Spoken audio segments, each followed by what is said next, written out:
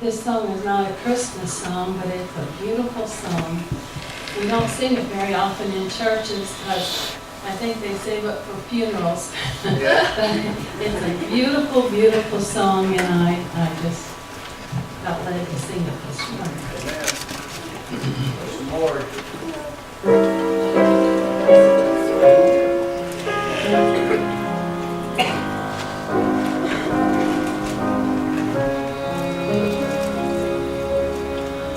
Beyond the sunset, oh blissful morning, when with our Savior heaven is begun, first toiling in death, oh glorious morning, beyond the sunset, when day is done, beyond the sunset, no clouds will gather, no storms will threaten, no fears annoy. Oh, day of gladness, oh, day unending, beyond the sunset, eternal joy.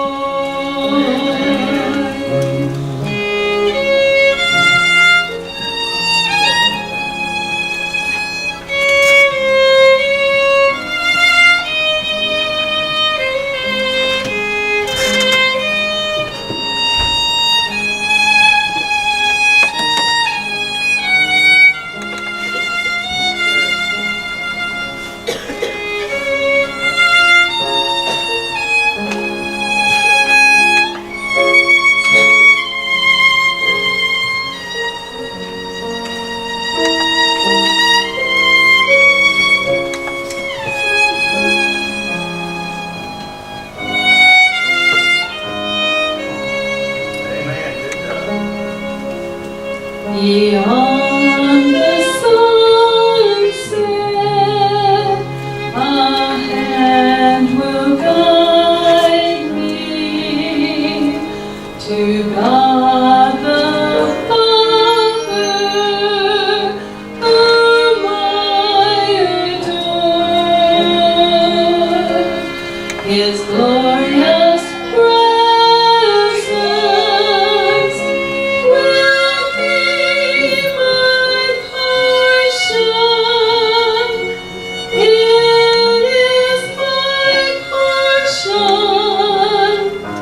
on that fair shore. Beyond the sunset, oh glad reunion with our dear loved ones who've gone before. In that fair homeland, we'll know no parting. Beyond the sunset, beyond the sunset, forevermore.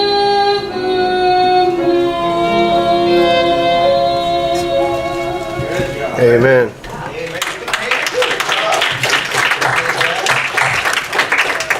Good message today. Amen. Let's all stand, please, as we get into God's Word this morning. Luke chapter 1. We're taking a little break from our series on the 6 ominous signs. Next week will be the final message in that series. We're going to be talking about Christians in distress. I don't know if you're aware of it or not, but there is more persecution of Christians now in the world than there ever has been, even in the beginning of the church. We're going to look at that next week. But we're going to take a little break and speak about something that has to do with the Christmas story. It's that time of the year. We'll take a little different angle on it. How many of you have had any trouble this week? Raise your hand. If you've had any trouble. I know yesterday Brother Brian had texted me. He's doing some remodeling in my office back there. And his daughter was in an accident. Isn't that right? Yeah, she got T-boned over in Belleville. Mild concussion and real bad sprain on her ankle. Yeah, so she, stuff like that just happens to us. And here's the question I want you to think about this morning is, can God trust you with trouble? It's a different kind of question. Can God trust you with trouble? And we're going to look at Luke chapter 1. I'm going to read verses 26 through 38. We'll read quickly. This is what's called the Annunciation, or the announcement to Mary by the angel Gabriel that she's going to have the baby Jesus. If you look there in Luke 1, verse 26, the Bible says in the sixth month, that's actually the month Elul on the Jewish calendar, the angel Gabriel was sent from God into a city of Galilee named Nazareth, to a virgin espoused to a man whose name was Joseph of the house of David. The virgin's name was Mary. The angel came in unto her and said, Hail, thou that art highly favored, the Lord is with thee, blessed art thou among women. When she saw him, she was troubled at his saying, and cast in her mind what manner of salutation this should be. And the angel said unto her, Fear not, Mary, for thou hast found favor with God. Behold, thou shalt conceive in thy womb, and bring forth a son, and shalt call his name Jesus. Verse 32, He shall be great, and shall be called the Son of the Highest, and the Lord God shall give unto him the throne of his father David. He shall reign over the house of Jacob forever, and of his kingdom there shall be no end. Then said Mary unto the angel, How shall this be, seeing I know not a man?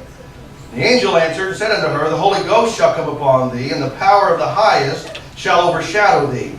Therefore also that holy thing which shall be born of thee shall be called the Son of God. Behold, thy cousin Elizabeth, she hath also conceived a son in her old age. This is the 6th month with her, who was called barren. By the way, who would Elizabeth's child come to be? John the Baptist. Verse 37, great verse, you ought to underline in your Bibles. For with God nothing shall be impossible. Mary said, Behold, the handmaid of the Lord, be it unto me according to thy word. And the angel departed from her. I want to speak to you for a few moments this morning on the title, Can God Trust You? Can He trust you when trouble comes in your life? Let's pray. Father, we thank you for your word. Father, we thank you for the songs that have been sang and the way we have worshiped you through our offering this morning. And now as we open up the Word of God, I pray as I've studied for the message that you'll help me to bring a message that would be pleasing to you and helpful to your people. Lord, things come in strange ways in our lives. Sometimes things come in strange packages. Something that may look like it's a great thing may turn out bad, and yet something that looks like it may be trouble, Lord, you can use that thing for good. Lord, I pray that we see through your word that we need to be people that you can trust when troubles and trials come into our life. Lord, I pray most importantly, if there's one here that doesn't know you as their Savior, that they understand they're a sinner. And Lord, you sent your Son, Jesus Christ, to be born in a manger, Lord, with the extreme purpose of going to the cross, dying for our sins, and raising again, so that we can also receive you as our Savior. And I pray that everyone has done that, or will have done that by the end of today. It's in Jesus' name I pray. Amen. You may be seated. The engagement period before the wedding is a very special time for a couple, especially for young ladies.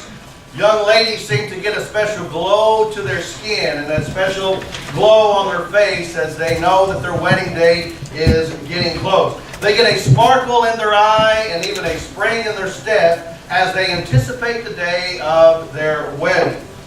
They often find unique opportunities to flash the engagement ring. Ladies, I don't know if you remember doing that, but you know, maybe it's by shading your eyes from the sun, and you have to just put that hand out there just so everyone can see the sparkle of the engagement ring that happens to be on your finger. Or maybe if you're paying for something at the store, you make sure you put that out there real good so the cashier says, wow, look at that ring there. You know, it's a very special time. Ugly women look pretty when they're getting ready to get married.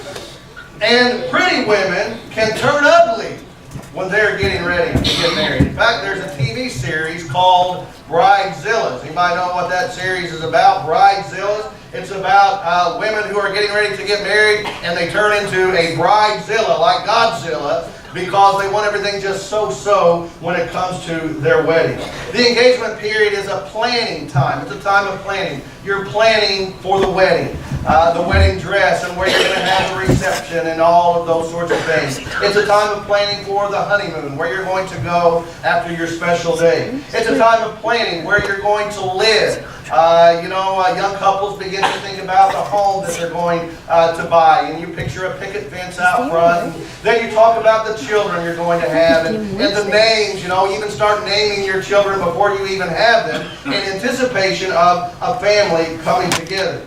But it's been said that if you want to make God laugh, tell Him your plans. Yeah, that's right. Because the things that you plan in your life, especially when you're 15, 16, 18, 20 years old, you think, well, I'll be here when I'm 25. And I'll have this when I'm 35. And I'll be making $100,000 a year by the time I'm 30 years old, easily. I'll have a beautiful 2-story home. I'll have 2 children and a dog, or 2 dogs and a child, however that happens to work out. And you got all these plans, the way things are going to happen, and yet God changes it on a dime. I know, for just speaking for myself, I'm 44 years old, and I didn't picture myself back in high school standing behind the pulpit preaching to you on Sunday morning. Saw my dad do it every week. But that was not something that I was interested in, but God had different plans. I imagine if you look back on your life and think back when you were maybe 18 or 20 years old, and you see how life is a little different than what you thought it would be when you were a young person. I want you to think about Mary and Joseph as we think of the Christmas story. Mary is a bride-to-be. Young lady, possibly 15, 16 years old. She's excited to be getting married to this young man named Joseph. I'm sure she talks to her friends about what a strong man Joseph is. We know he's a carpenter. He's strong, he's good looking, and that they plan things, and so she's very excited. Joseph, being a carpenter, he's probably preparing a place for them to live. Maybe remodeling a home or building a place for them to live. But their plans will soon be interrupted. They're planning these things out. Maybe they've talked about children even. But their plans are interrupted. Their plans of triumph. They are going to be privileged to bring the Savior of the world into this world and to raise Him. And by the way, not realizing that one of these days He's going to die on the cross, but that's part of God's plan. But it's a story of triumph, and at the same time it's a story of trouble. There's a lot of trouble in the Christmas story. Of course, we celebrate the wise men and the shepherds in the field, and we have this beautiful picture in mind. But I want you to realize there was a lot of trouble that God was putting Mary and Joseph into. Here's some examples. It's trouble when a young lady must explain an unexplainable pregnancy. Now, we kind of think, well, when she began to show, and how, when a woman is 5 months along, 6 months along, her belly begins to be out there. Well, everybody understood that was going to be the Savior of the world. You think they all thought that? Now, knowing human nature as it is, don't you imagine there was a little talking behind the scenes? I can't believe that young lady is even showing herself out in public. She had to go under a lot of scrutiny, and all her explanation was, well, an angel told me this child is from God. We call it the Immaculate Conception. And I'm sure there were more than just a few people that thought, yeah, right, I'm believing that story. It's trouble when a young man will be accused of premarital sex while trying to decide whether to stay in this relationship or not.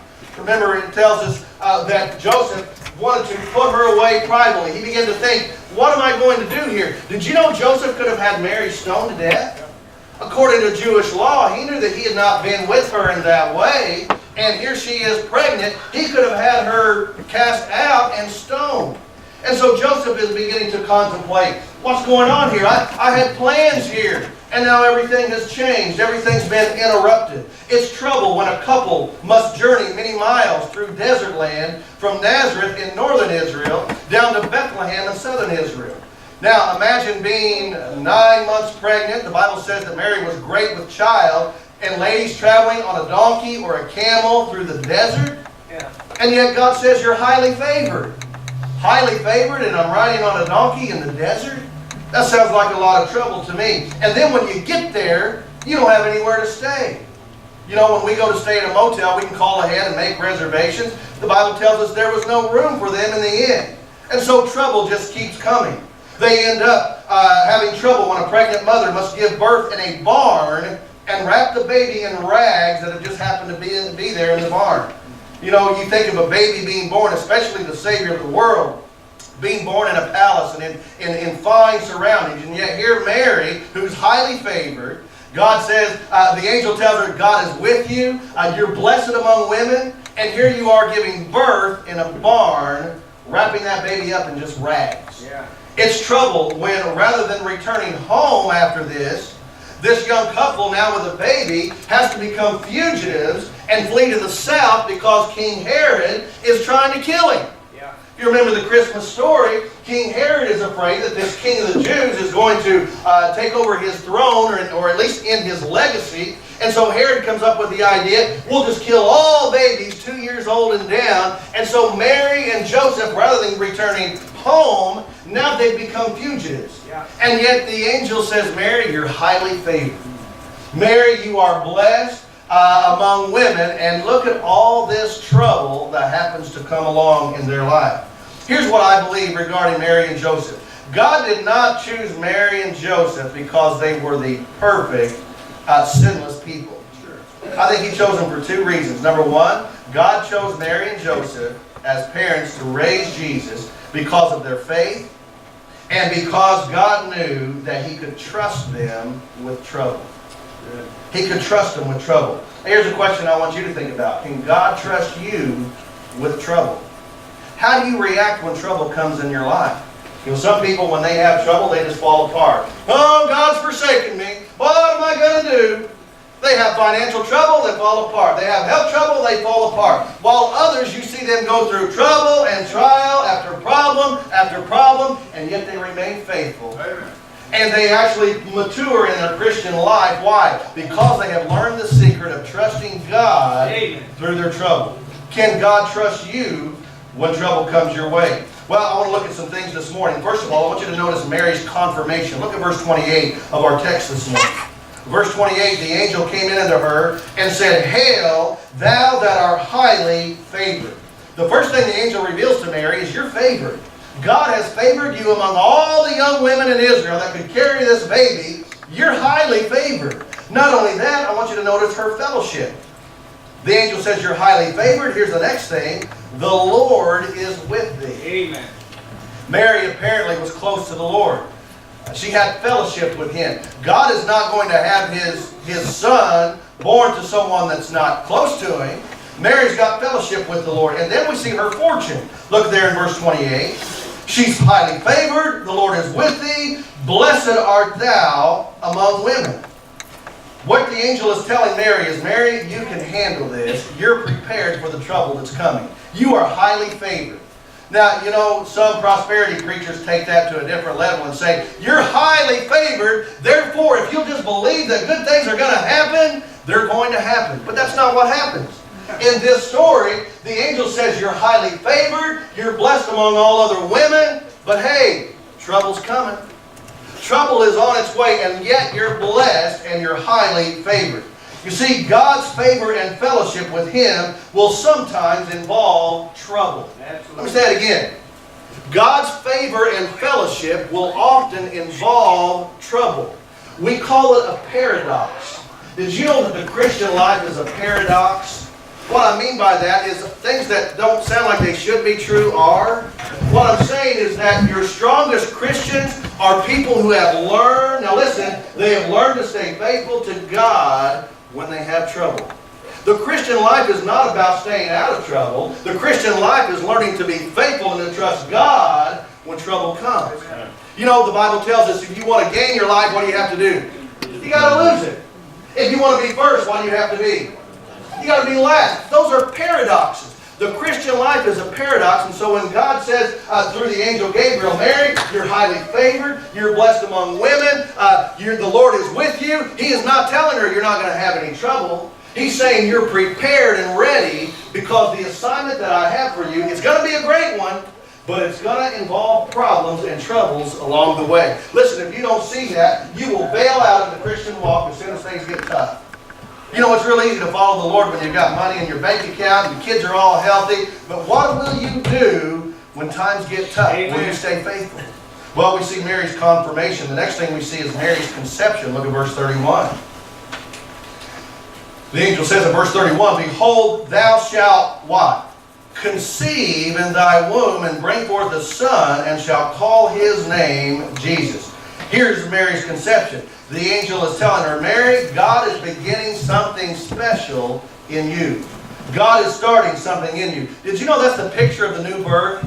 Did you know you cannot initiate your own salvation? Salvation comes from God alone. Amen. Listen to this from Philippians chapter 1 and verse 6. Philippians 1:6 says this, Being confident of this very thing, that He which hath begun a good work in you will perform it until the day of Jesus Christ. It does not say you will perform it until the day of Jesus Christ. It says He started it, and He's going to perform it, and He's going to finish it. Listen, aren't you glad that it's the Lord that starts it, and it's the Lord that finishes it? If it was up to us in our own strength, boy, we would fall apart just about every time something went bad. God is telling Mary here, I'm starting this in you, and thank God what God begins, God's going to finish. Right. God's going to see this thing all the way through till Jesus is born, till He goes all the way to the cross, and 3 days later when He's raised from the grave. Amen? God is in this. Mary's confirmation, Mary's conception. Then we see Mary's concern. We see something that we would probably ask as well. Look at verse 34. Verse 34 says, Then said Mary unto the angel, How shall this be, seeing I know not the man? The angels appeared to her. You're going to have a child. You're going to call his name Jesus. He's going to save his people from their sin. Mary says, how's this going to work out? What do you mean I'm going to give birth to a child? How's this all going to plan out? Wouldn't it be nice if God would lay a map out for you and tell you how everything's going to lay out in your life? God, when I do this, would you at least show me how the end of it's going to turn out? God doesn't work that way. Now here's the question. Why does God not do that? Why does God not lay out the map for you and say, now here's what's going to happen. This is going to happen, and then that will lead to this thing and that thing. Why doesn't God do that? Here's why.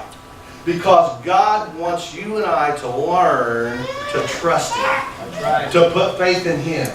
In other words, if we had it all figured out, we would begin to think that, well, I'm here because of the good that I've done. That's right.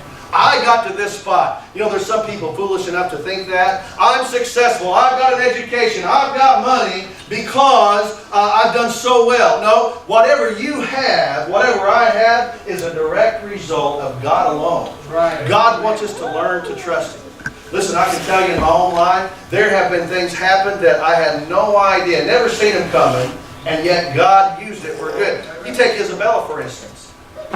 3 years ago, when we received a phone call that Isabella was born, they had called 3 other couples to take Isabella, and no one wanted to take her. And here was why. Because the doctor said, you're going to give Isabella comfort care. She will not live to be a year old. We need someone just to care for her till she passes away. Well, here we are going to spend our 3rd Christmas with Isabella.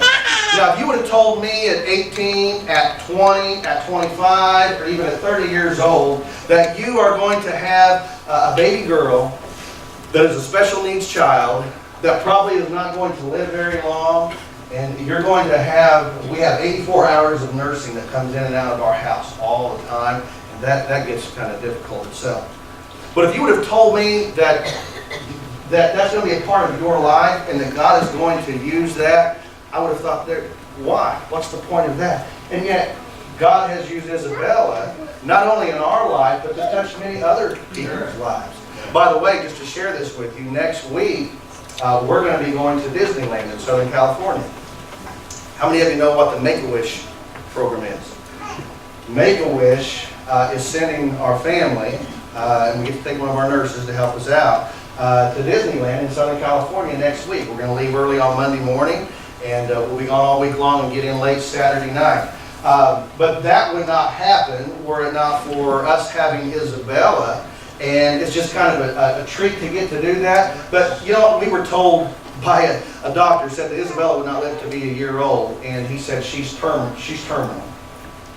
And when we first thought of that, she's terminal, well, that sounds awful. Until one of the nurses, and I don't know if this nurse at Cardinal Glennon was saved or not, but she said, well, you know what? We're all terminal. That's right. Yeah. And when I thought about that, isn't that true? I mean, we could go out here on this highway. We are all terminal. Our life on this earth is very limited. God's appointed our days. And so what I'm saying is that sometimes God will bring things into your life that you had no plan. You don't know. I don't know how it's going to turn out with Isabella. She may not live another year. We have no idea. But we have to trust God.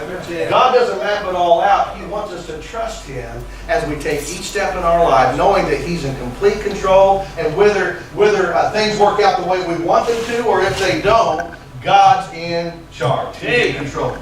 Mary's concern. How's this going to play out? Number 4, I want you to notice Mary's comfort quickly. Look at verse 35. She asked this question, how's this all going to turn out? And the angel gives her a little information. First of all, we see the source. Look at verse 35. The angel answered and said unto her, the Holy Ghost shall come upon thee, and the power of the highest shall overshadow thee. Therefore also that holy thing, speaking of Christ, which shall be born of thee, shall be called the Son of God. Everybody look here. Here's the first thing the angel tells her. As she's concerned about how all this is going to happen, the angel gives her comfort in this. Here's what he's letting her know. God is behind this whole thing. Did you know even the trouble that you have in your life, sometimes trouble does come through the devil. Sometimes trouble comes because we've just created our own mess, self-imposed problem. But did you know sometimes the trouble that you and I have in life is directly from God? That's right. I can prove it to you. Listen to what Joseph says. Genesis chapter 50 and verse 20. You know the story of Joseph, how his brothers sold him into slavery. Basically, most of them wanted to kill him. He ends up a slave, goes into Egypt. He's in Potiphar's house, gets accused of rape, ends up in prison. And eventually he ends up, just to give you a brief summary of the story, he ends up second in command under Pharaoh in Egypt, and his own brothers that had earlier sold him into slavery, guess what they do? They have to come to him in order to survive and get food. Listen to what Joseph says, Genesis 50 verse 20. As for you, you thought evil against me. Brothers, you sold me into slavery. Some of you wanted to kill me, but God meant it unto good, to bring to pass as it is this day, to save much people alive. Here's what Joseph is saying. All these bad things that I've had to go through, I've been in prison, I've had problems, I've had all this trouble. She's fine, sister, don't just not bother me. All these things that's gone on in life, you meant it for bad, but God meant it for good. Absolutely. The thing that you may be worried about, boy, I've got this trouble. I don't know if it's health, I don't know if it's finances, maybe it's family trouble. During the holidays, you'll have some of the most, the worst family trouble you'll have all year. Because you'll see people you've not seen all year, and all of a sudden you're seeing them at Thanksgiving, and you're seeing them at Christmas, and everybody's trying to get along. But listen, that thing that you think is a bad thing, God may turn that thing into something good. Don't think, oh, this is the end of it, this is the end of the story. So he's letting Mary know here, hey, the source is from God. This trouble you're having is from God Himself. Here's the second thing. Number 2, he tells her the success. Look at verse 36. The angel says to her, behold, thy cousin Elizabeth, she hath also conceived a son in her old age. Now, we don't know how old Elizabeth was. But you've got a young lady who's a virgin who's going to have a baby. You've got an older lady who's past the age of having children. The angel says she's going to have a child who was called barren. Now, the question is, why does the angel tell Mary about Elizabeth? Why does he even bring that up? Here's why. Because the angel is telling her that God has got a proven track record. Just as Mary, you're going to have this child, I've already taken care of Elizabeth having the one that's going to come and announce his coming. That's right. You know, sometimes we think, well, how am I going to get through this? And God has to remind us, well, I got you through that back here. I got you for this too. You know, God kind of gives Joshua that kind of pep talk as he begins to lead the children of Israel. In Joshua chapter 1, God tells Joshua, he says, hey, Moses is dead, all right? The leader's gone. You've got to step up now. You've got to lead. And he tells him in verse 5, there shall not any man be able to stand before thee all the days of thy life. As I was with Moses, so I will be with thee. I will not fail thee, nor forsake thee. Yeah. The same thing the angel is telling Mary, hey, I've already taken care of things with Elizabeth and with John the Baptist, who will be the one crying in the wilderness. I've taken care of that, so I'll take care of you. Listen, if God has taken care of you before, He'll take care of you again. That's right. That's the proven track record of God. And then we see the sufficiency. Look at verse 37. This verse, I told you might underline that in your Bibles. For with God nothing shall be impossible. It may look impossible. It may feel impossible. Well, how is this gonna, how is this gonna pan out? Maybe you're having family trouble and your kids aren't speaking to you. You think, how is this gonna work out? They've not talked to me all year. I don't see this relationship ever coming back together. Just remember, with God, nothing is impossible.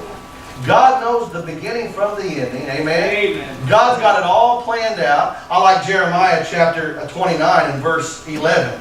Jeremiah 29:11. For I know the thoughts that I think toward you, saith the Lord, thoughts of peace and not of evil, to give you an expected end.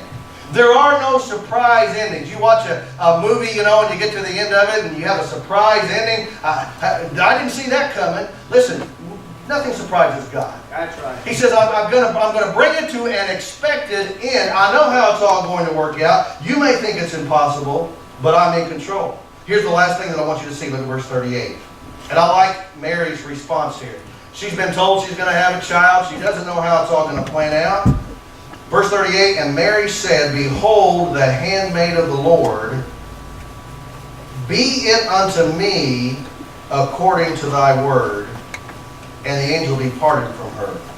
You might underline that last part of the phrase there in verse 38. Be it unto me according to thy word. Yeah. I see Mary's consistency there. She's a young lady. She's got some news now. She's going to have to deal with the trouble that comes with it. Yes, she's bringing in the Savior of the world, but there's going to be a lot of talk in the background, behind the scenes about her. She's going to end up traveling to Bethlehem, and she's going to end up as a fugitive, fleeing for her life as Herod wants to kill her children. But she says, be it unto me according to thy word. Can you say that? Can you say, whatever you bring in my life, Lord, whatever happens to me financially this year, whatever happens to my children, whatever happens to my health, whatever happens in my relationships, be it unto me according to thy word. Yeah. Can you say that? It's really easy to say, but can you live that? Be it unto me according to thy word. By the way, did you know that's absolutely necessary for salvation? Sure. Be it unto me according to thy word. In other words, you don't get saved your way. I don't get saved my way. There's only one way you get saved, and that's God's way. And that way is the Lord Jesus Christ. Jesus says, I am the what? The way, the truth, and the life. No man cometh unto the Father but by me. You can't come up with another plan. You can't say, well, it's that plus getting baptized, or that and my church membership, or I'll try to live a good life and I hope it all balances out. No, that won't work. It's only God's way. Be it unto me according to thy word. Not only does that apply to salvation, but listen, that applies to your service to God. Sure. Whatever God calls you to do. God doesn't call everybody to preach. We need preachers, we need missionaries, we need piano players. We need people that will pick up trash. We need people that will clean a toilet. We need people that will pick up children on the bus route. There's something everyone can do. But can you say, be it unto me according to thy word? Or, I'm saved, but Lord, I really don't want to obey you and take this thing too far. Listen, you'll never experience the joy of the Lord like you could until you come to the point where you say, be it unto me, Lord, according according to thy word. That's why God chose Mary. She was faithful, she was obedient, but he chose Mary and Joseph because he knew he could trust them with trouble. Can God trust you with trouble? Question. Let's pray. Father, thank you for your word. Lord, as we study this Christmas story, there's much more behind it than we realize. The sweet baby Jesus and the Christmas songs that we sing, those things are all wonderful. But Lord, this Christmas story is filled with all kinds of trouble. A young lady here is going to have to deal with some things that she didn't know how to deal with.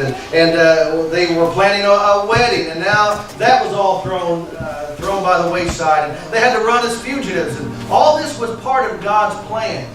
And Lord, maybe there's someone here today that's dealing with trouble in their life. Lord, there's all kinds of trouble that come. That trouble manifests itself in many ways. But Lord, you may be using the trouble in someone's life in order to strengthen their walk with you. Lord, I pray that you help us to be faithful people. Help us to be obedient people. Help us to be people who will say, Lord, be it according to thy word. God, I'm going to trust you. Heads bowed and eyes closed, no one looking around. Let me ask you first of all, have you trusted the Lord for your salvation? Have you said, Lord, be it unto me according to thy word regarding your salvation? Or are you trying to get to heaven your way? Well, I'll get saved my own way and see how it works out. Have you trusted the Lord Jesus Christ as your Savior? If you've not done that, I'd like to ask you to raise your hand. I'm not going to come back to you, not going to embarrass you, but I'd like you to be honest enough to raise your hand and say, I've not been saved. I thought I could get to heaven my own way. I see one hand. Thank you. Someone else would raise your hand and say, I know I need to do it God's way. I need to be saved.